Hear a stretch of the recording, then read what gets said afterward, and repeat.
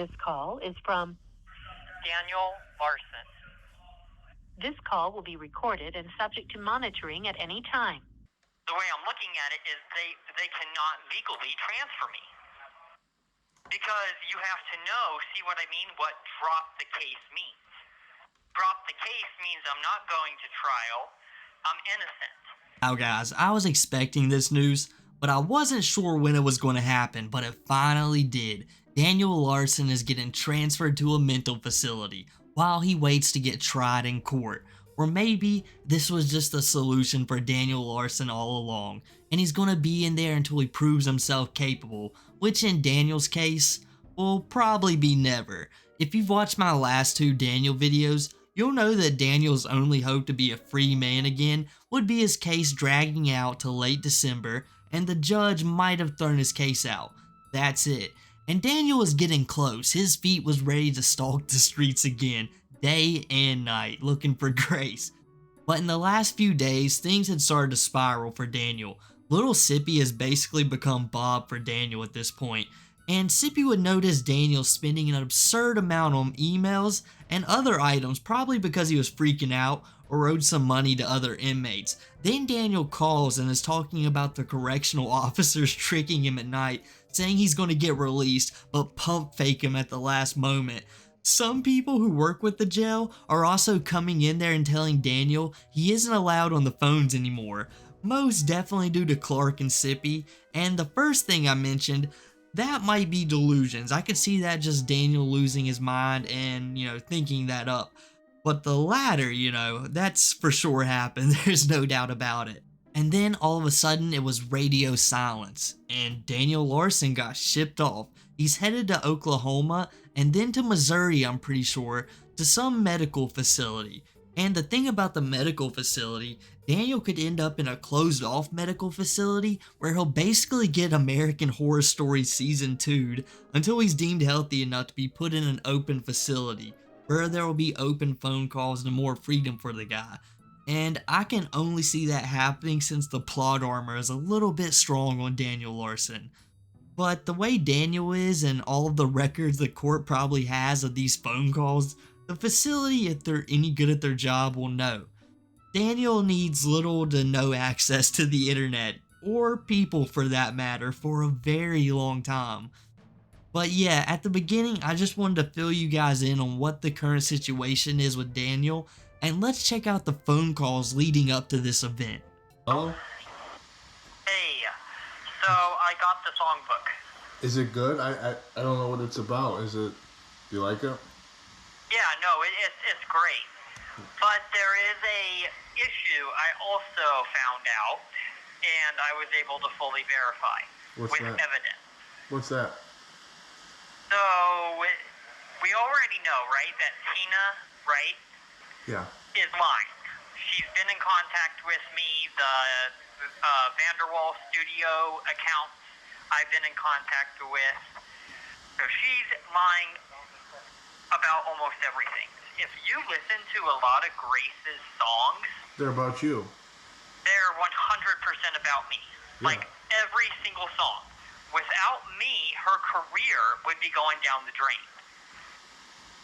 There was a picture of me, okay, that was videotaped, well, not really videotaped, but I guess taken a picture of.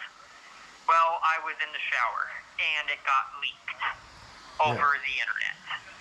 Okay, it's one picture, and it was taken behind my back by a person in my disability housing. Grace, around that time, and I were planning on going on tour. We were talking about going on tour. We weren't actually serious or even talking about a relationship. You see what I mean? Yeah. But Grace saw the picture of me, right? And I guess her mother misinterpreted that video. Okay? How did her mother interpret it?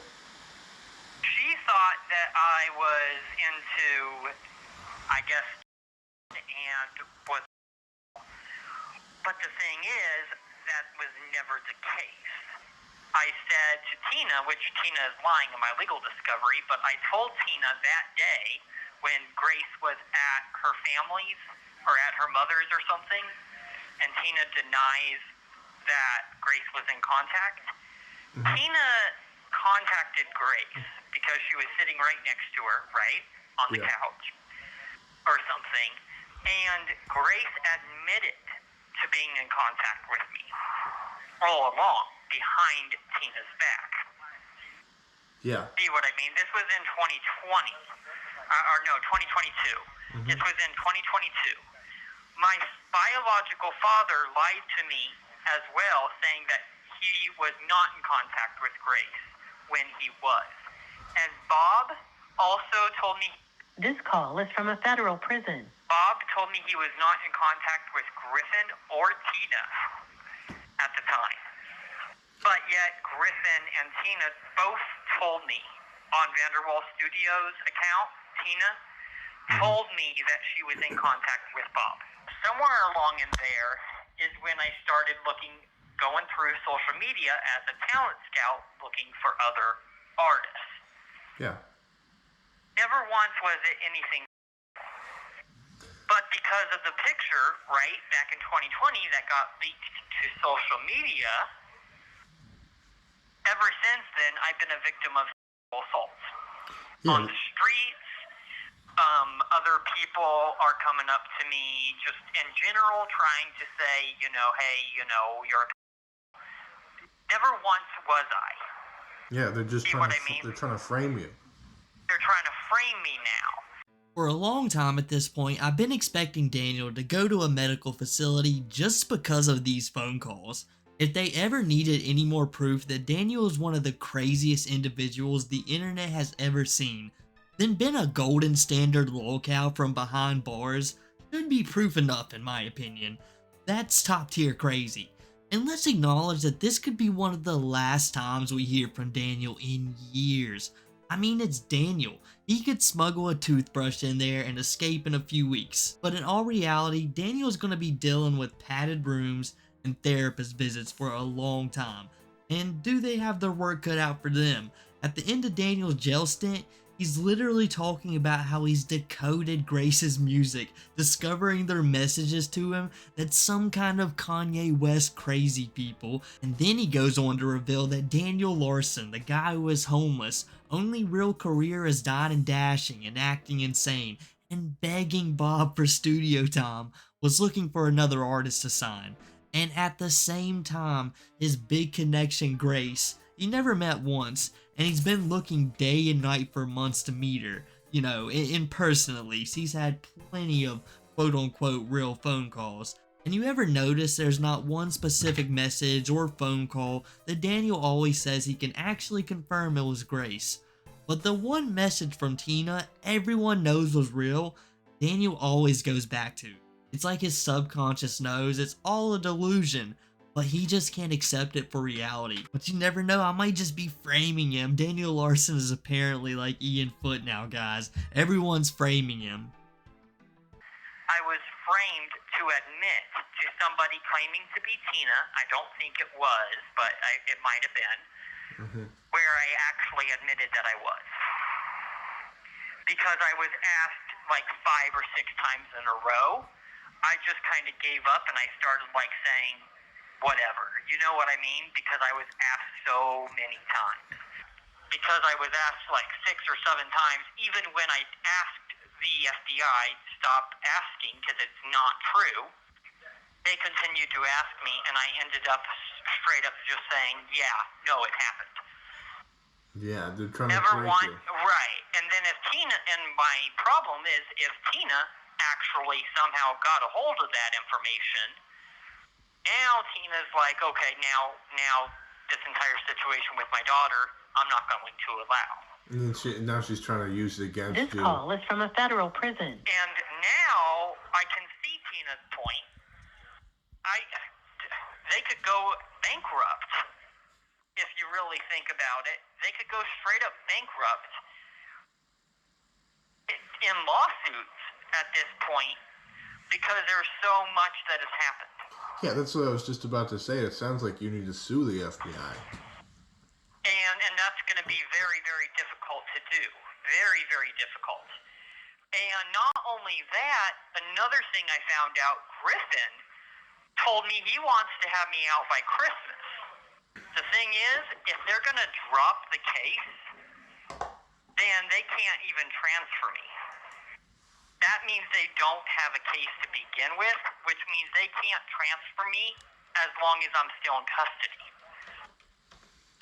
The only thing they could do is outpatient, which means I should be able to walk out this door today.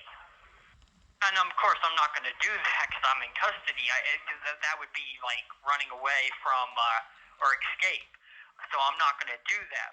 They can only keep me in custody and transfer me to another facility where I'm going to be in custody if they can find me guilty.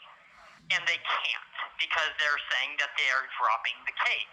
The only issue is I kind of feel after reading Grace's songs and everything and just listening to everything, because I've listened to her songs forever, but I'm just saying, after really listening to Grace's songs more, I really feel kind of the same way that Grace feels on a lot of things.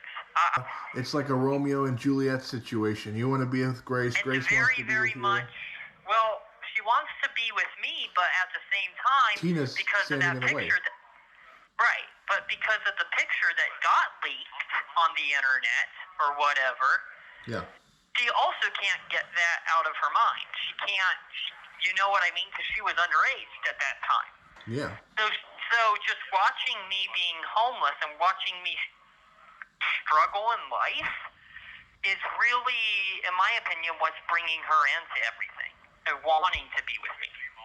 This guy really thought his case was just going to get dropped. He sounded so confident about it. You know that's how he bursts into each and every one of his therapy sessions he's ever had in there. And for the last few months, Daniel Larson has been screaming in Sippy's ear about how Tina doesn't know any better and that it's all her fault him and Grace can't live happily ever after. Or at least that's how little Sippy wanted to put it. But now, all of a sudden, he can see her side, or I guess Clark's side of view when he's pretending to be Tina. Because he's found a new person to blame, the government. Yes, it's all their fault. If they never made him admit to being guilty, and that darn picture didn't escape the clutches of those evil, evil Olive Garden workers, this would have never happened. Casino employees would have to be on the lookout 24/7 for old Danny boy. Hey, there's a major problem going on. What's going on? So Griffin is not getting back to me. Bob is not getting back to me still. My public defender keeps lying to me about Grace completely. Have you seen the post on social media from Grace directly? Okay. And it says, fuck ass Bob is what it says. Yeah. That was really Grace. And the reason why she was saying it was because Bob wasn't getting me housing. She was angry and pissed because I was on the streets getting misdemeanor charges and I was being lied to by the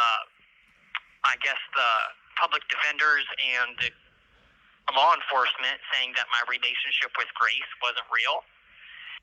And so now that the relationship is confirmed real with Griffin, ever since then, Bob has gone completely silent, getting money on my books.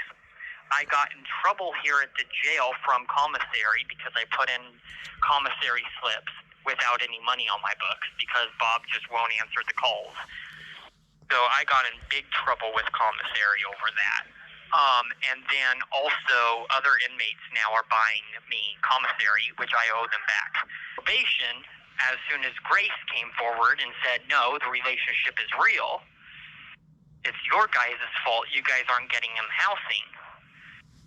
Then it became this war back and forth of he said, she said. So I shouldn't have pled guilty to anything. And now, here I am in the feds, and the feds are refusing to release me from my understanding. And my public defender says in January he's going to move to drop the charges because they have evidence to prove I'm innocent. Why does he keep denying the relationship with Grace? I don't know. I have no clue why everybody is denying the relationship with Grace, and Grace is the only one that keeps coming forward time and time after again. And Tina is, of course, concerned about future legal obligations. Well, the legal obligations has to do because the relationship was real, and I've been sitting here pleading guilty to shit all along. Yeah. So I'm being thrown around in this crazy loop, and I came forward yesterday to psychology saying that, like, this is illegal. That's what's going on towards me, and it's getting to a point to where it's really, like, I demand mental health treatment once I get out. And Bob just needs to step up to the plate and get the money back on your books and get you housing and because stuff. It's ruining not only my life at this point, but my public defender's now not believing shit because of it. I don't know if that's the exact what's going on there, but it's clear that, like, what's going on is just not okay. Yeah. I'm 100% innocent, and I should be out, let alone being lied to about my own family at this point. This call is from a federal prison. They're just everything over completely. Yeah. I don't know what Bob's and Griffin's deal is, but they're... And Griffin is saying he wants me out before Christmas. But my public defender is like, nope, that's not going to happen. You're going to be transferred to Springfield. Well, the thing is, I'm not going to be transferred to Springfield, and they have to drop the case since I've been lied to about my fiance, which is why I made the threats and was homeless, and Bob wasn't getting me housing because he didn't know what to believe. And what's stupid is even if I'm in the feds, because I pleaded guilty to the misdemeanors, like the criminal trespasses when I was homeless, when I was being lied to about my relationship, now I'm sitting in here suffering. Because, you see what I mean? They're going to give me all, like, full time for the probation. Yeah. But for a crime that I really never committed, just because I was homeless and I'm trying to sleep on a fucking sidewalk, doesn't mean shit. But you've discharged off probation for the misdemeanors now, right? No.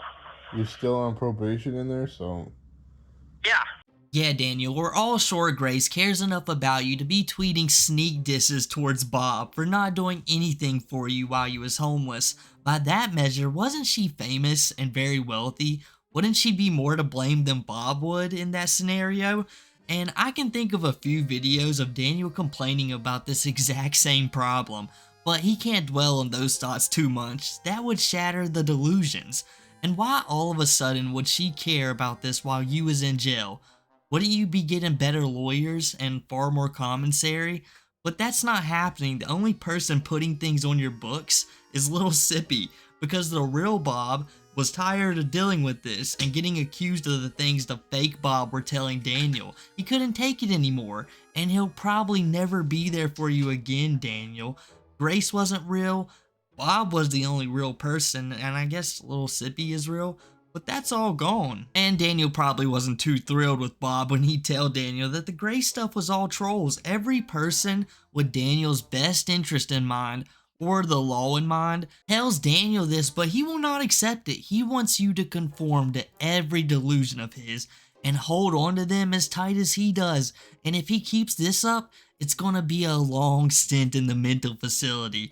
But honestly, for his safety, it's a good thing he got transferred. With him owing debts to multiple of the other inmates, who knows what Fogel would have made him do with the toothbrush, especially when Daniel was trying to pay him back in autographs or telling him just wait a little bit longer. Grace is going to handle this for sure. She promised me this time and only sounded slightly British. I can only imagine Clark is living out his drama school dreams when he's messing with Daniel, putting on all the acts for him, playing a Tina, playing a Bob, playing a Grace. He has a great time. Been so awful. Yeah, he's constantly saying the relationship is fake, and I don't know what his problem is. And I know the opposite. But being lied to, I don't know why, and that's what's affecting my mental health. I've been trying to text Bob. He hasn't been answering. Well, yeah, and Griffin told me he was texting Bob too, because of the relationship with Grace being real. And like I said, Bob just went completely dead silent. And Tina is telling me just to lay low and not worry about the relationship and worry about getting out. But as soon as I said that, well, Tina said that, and I started talking to my public defender again, because he started coming into the picture, he just started arguing with me on the phone, creating this big fight.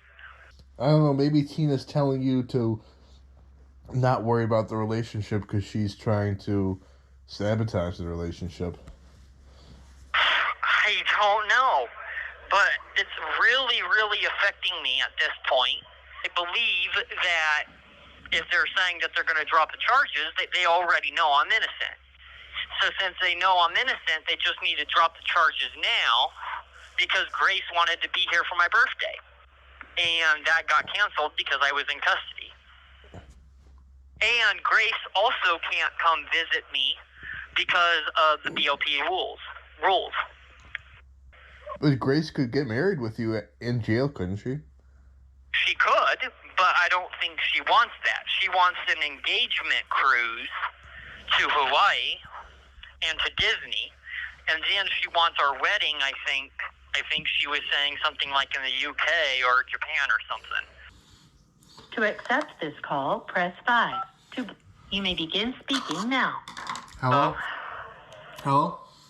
Hey, just to let you know, this may be the last time I can call. Why is that?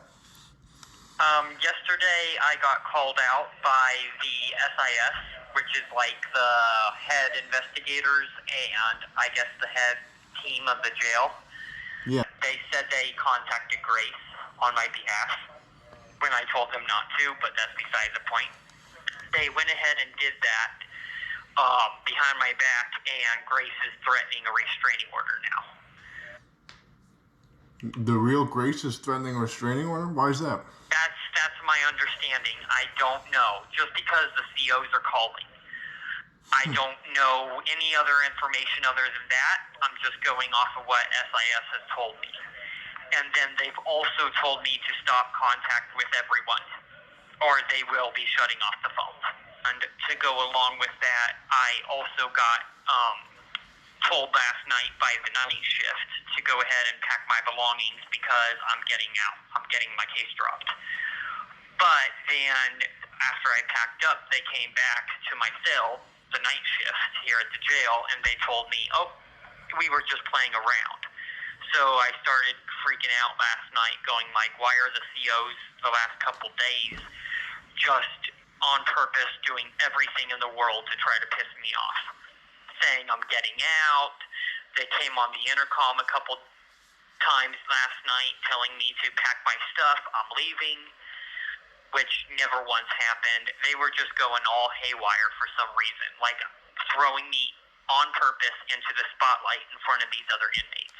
You guys notice when Daniel was listing off all of his and Grace's planned honeymoon and wedding nights, they were all different places. They never settled on one. It's because there were so many Graces messing with this dude. He was probably hanging up on one Grace and calling another one the next minute. Just one who wasn't messing with him as much. And after all of this, Daniel opens up the next phone call sounding about as serious as Daniel probably ever has. Not much was different about him, but I think this time around Daniel knew that he might not be getting his way for once. When some officials apparently call Grace and the first thing that she says about the situation is that she wants a restraining order, and in all honesty, who wouldn't? She probably heard Daniel got locked up a few months ago and breathed a sigh of relief. But to hear a few months later she was still the only thing this guy talks about, to the point officials are calling and asking about it, it's gotta be a terrifying experience. And then there's Skippy and Clark's phone calls where they feed Daniel bad information, hype his delusions up. These have been going on a fat minute now. How is it that people are finally like, okay, it's time for this to end? Did they finally collect enough evidence and we're like, alright dudes, this guy's going in a padded white cell and a restraining jacket. That's definitely going to be in his future, so we don't need to worry about it anymore. Just cut the phone calls off and, he's going to another facility in the morning. Who really cares? But hell, I don't think that'll help Daniel the way it seems. Even the correction officers are getting in on the games at this point. Originally, we heard them talking about walking by and telling Daniel about their love-filled nights with Grace, which just had Daniel pondering his entire existence. And for real, I wasn't sure that was reality. But, at this point, so many funny things have happened with these CEOs. Hopefully it is, because now they're calling him up for release just to say, nah, Daniel, we was just clowning you. Go back to your cell and scare your bunkie as you freak out in the middle of the night. We're super bored. At this rate, his doctors in the mental facility are going to be dressing up as Grace behind the paneled glass. It'll be like Olive Garden all over again. I don't know why I got deemed incompetent and they're not talking to me about my case. I've been sitting here 6 months and then psychiatric tells me that, oh, you're doing great. And so I just start myself in my face till I have a black eye. Because I feel like they're just playing me on purpose, trying to piss me off. And I feel like I have a lawsuit against that. Yeah, you don't. But also, I sent in the BP-8 or whatever it is, the paperwork, the prisoner complaint form, and mail sent it right back to me. They were refusing to send it out. It sounds like the COs and them are trying to sabotage your relationship with Grace. That's what it sounds like too. And then also Bob is doing the same thing. He's not answering the calls. Griffin said a couple days ago now that he thinks I should be getting out. He's in agreement with that I should be getting out. But then he hung up the call on me. He refused to talk anything else, and he said, I don't know why you're not out, and hung up the phone. That's literally all he said. And then also Griffin also admitted to being in contact with Bob.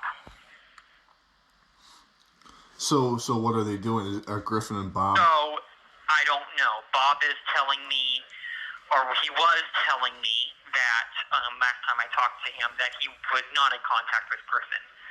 But Griffin and Grace's mother, I know for a fact, are. And I have proof of that. Sounds very frustrating. I don't know why they would want to. So you've only been in contact with me and Griffin and your dad and Bob, right? Well, he's kind of like a stepdad to me. He's not my biological dad. But yeah, that's about it since I've been arrested. And not even my public defender, really. But since like early October, like October 3rd, October 4th, I haven't been in contact with Bob at all. I've been trying to call him. He's been refusing to answer. I don't know if he's dead or alive. Nobody will tell me. Somebody here at the jail on a regular basis, because SIS told me this, is in contact with the jail staff trying to get a restraining order on me because I'm talking on the phone about her. But yet nobody is sending me the proof. Nobody is sending me anything to even match what they're saying. All it is just words. Yeah. And that's why I'm to a point I don't give a fuck anymore about what's going on. I'm just in complete violation of things myself, because it's clear everybody's just violating whatever they feel like. And I'm more of a guy that is like, I will do what I'm going to do until there's proof on paper. The COs, like I said, told me to pack my stuff and I was leaving. My case was dropped, I was getting out. I packed up everything. And then after I packed up, I started banging on my cell door and woke up my cellie because he was asleep. It was like midnight. And then at midnight, here comes the CO back to my cell and is like, oh, we were just playing around with you. And I'm like, fuck you. You guys woke me up. Why is Clark's words better than all of the official people that Daniel talks to on the daily about his case? You'd think they know better since it's their job, But you know, this is the same guy who opened up the phone call telling us how he's got a restraining order filed against him by the real Grace. Notice how he emphasized the real Grace. But just a few minutes later, everything has been sabotaged by the police. It really is all of their fault, isn't it? The motel is no longer the main antagonist of this story. It's the jerk cops. Who would have known? The merge is real. It's came full circle. They just won't let Daniel have his delusion served to him on a platter. How dare they? Don't they know this guy's gonna be the president one day? But I guess that's enough for me today, guys. If you enjoyed the video, make sure to drop a like. And if you haven't already, leave a sub, follow the links down below, and I'll catch you guys next time.